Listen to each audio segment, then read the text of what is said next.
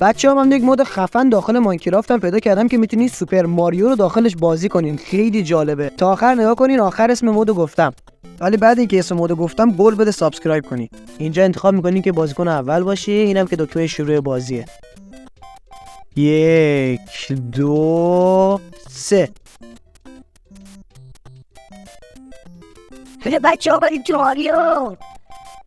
آدم تو ماریو اینجا سورا. خب دیگه بس.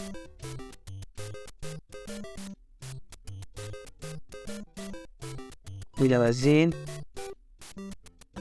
اینم سکه رو بگیرم رو برو بالا. سکه رفتن. برو بالا بزنش. مردیم دوباره. بچه هم بزنین این چیزه رو درست کنم، ما دیده نمیشیم، خیلی کوچیکیم.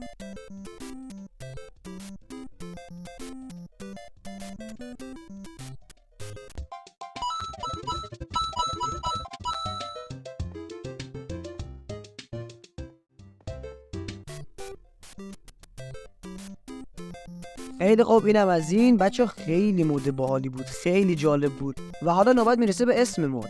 بچه اسم مود چیزی نیست جز ماریو. آره انتظار داشتی اسمش چی باشه؟ نه واقعا انتظار داشتی؟ نه واقعا. میتونین از توی این دوتا برنامه دانلودش کنین و لذت ببرین. سابسکرایب یادت نره.